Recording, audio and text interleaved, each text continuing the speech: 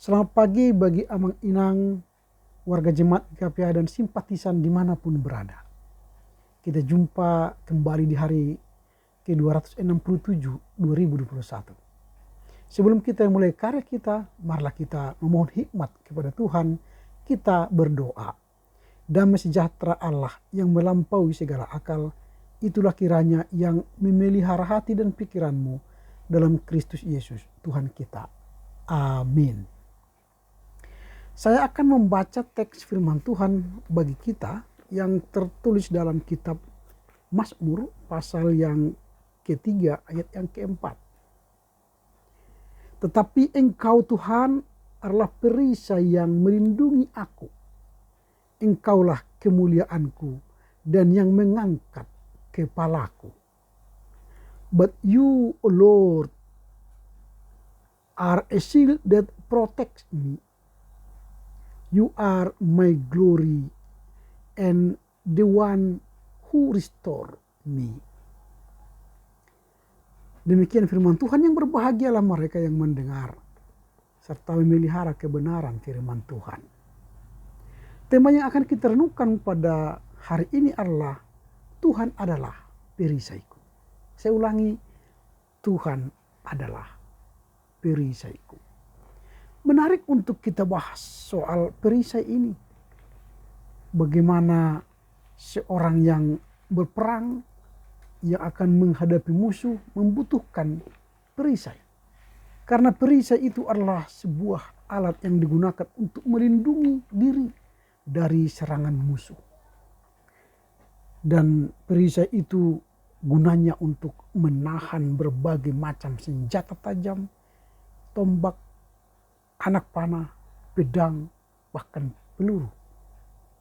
Perisai dikenakan di tangan kiri dan didampingi dengan senjata tajam atau senjata pedang, tombak atau gada. Ini perisai. Perisai biasanya dibuat dari bahan-bahan logam atau dari bahan-bahan non-logam yang dianggap kuat dan tidak mudah hancur. Intinya adalah tubuh atau kita membutuhkan alat untuk melindungi diri kita menghadapi musuh yang mengancam hidup kita. Mengapa itu menjadi topik kita hari ini?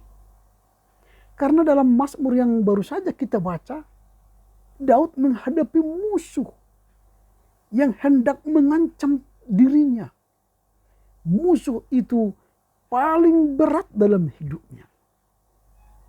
Musuh itu bukanlah Goliat, bukan juga Raja Saul.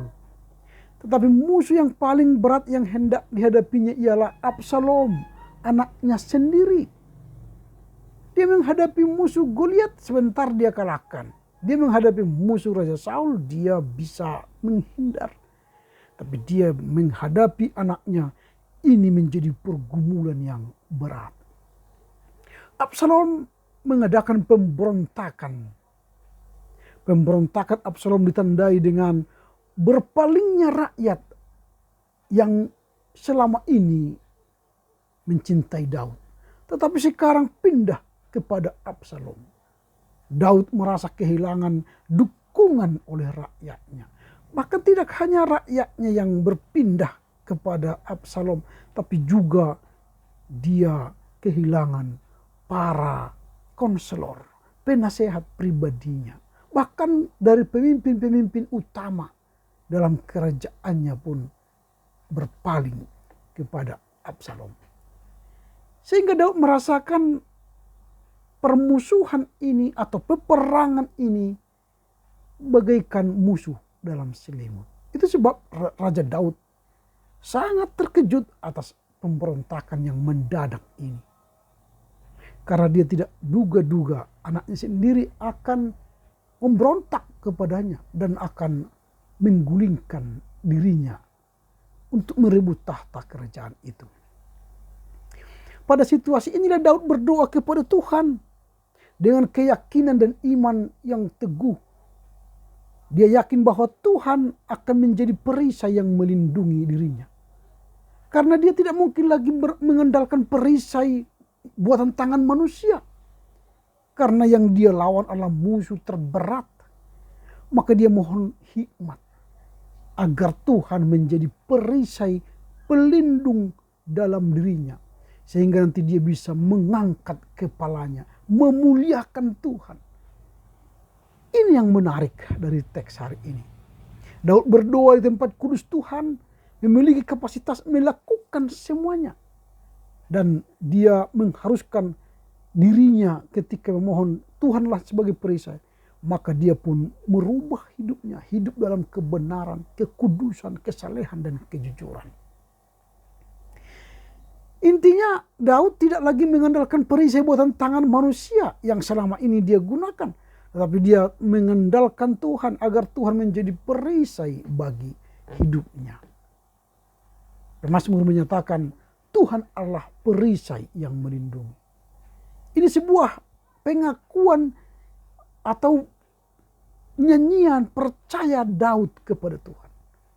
Dia yakin Tuhan adalah sang penyelamat di tengah segala penderitaan yang dialaminya. Dengan hati yang teguh, Daud percaya dan berani menghadapi berbagai ancaman dan serangan terhadap dirinya. Karena apa? Karena perisainya sekarang bukan lagi benda buatan tangan yang dapat hancur, tetapi Tuhan yang Maha Kuasa. Itulah perisainya. Tidak ada lagi ketakutan baginya. Karena apa? Karena Tuhan telah menjadi perisainya. Yang ada adalah keberanian karena Tuhan melindunginya.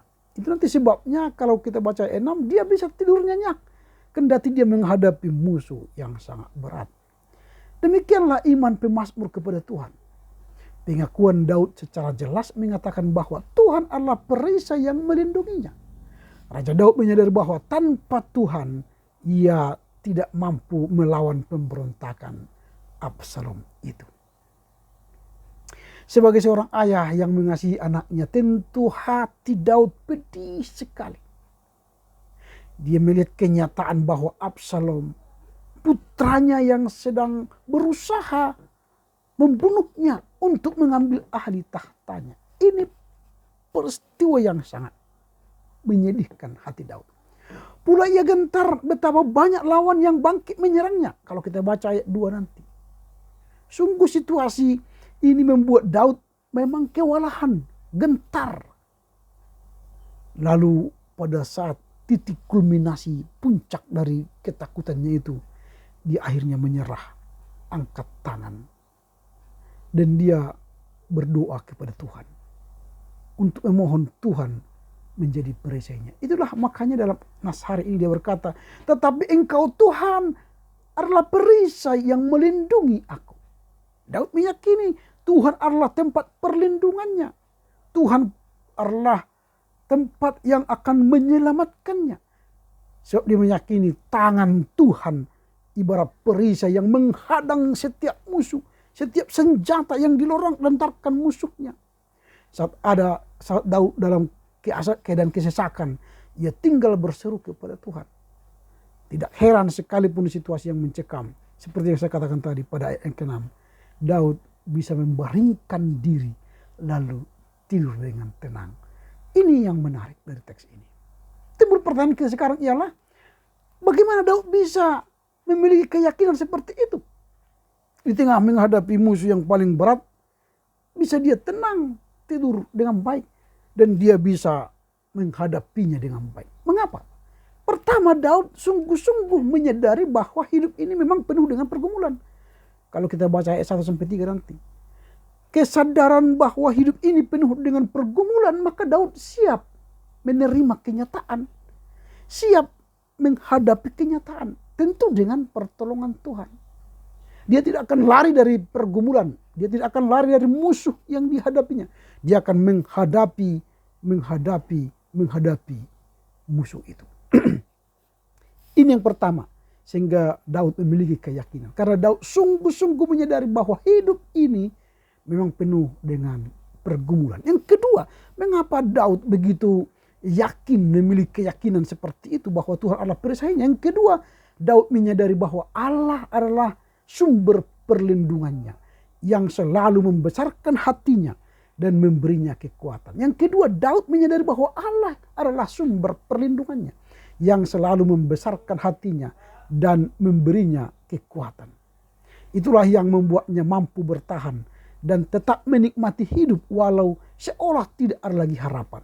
Sehingga dalam ketertekanannya ia mampu mengatakan betapa tentramnya tidurnya dan tak sedikit pun ia gentar menghadapi musuhnya.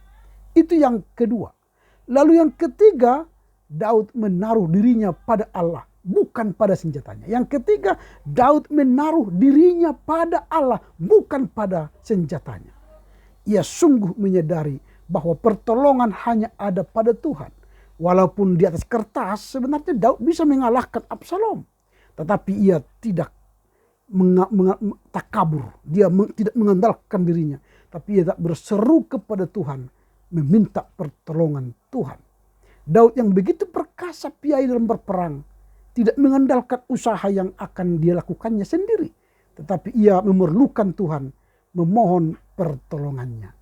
Karena itu, seberat apapun pergumulan yang kita hadapi saat ini, berdoalah kepada Tuhan sembari memohon agar Tuhanlah yang menjadi perisai hidup kita melawan semua musuh kita di dunia ini. Amin.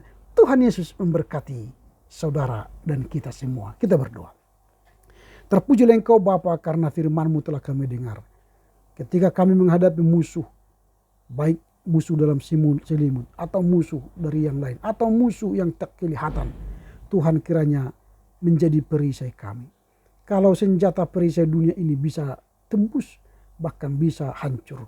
Tapi ketika kami mengatakan Tuhan adalah perisai kami, maka tangan Tuhan yang berkuasa akan menghalau seluruh peluru musuh, seluruh senjata musuh, dan menjadikan kami menang.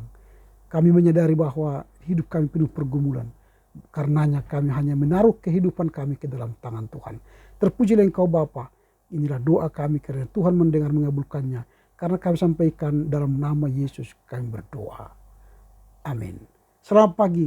Tuhan Yesus memberkati. Horas, horas, horas.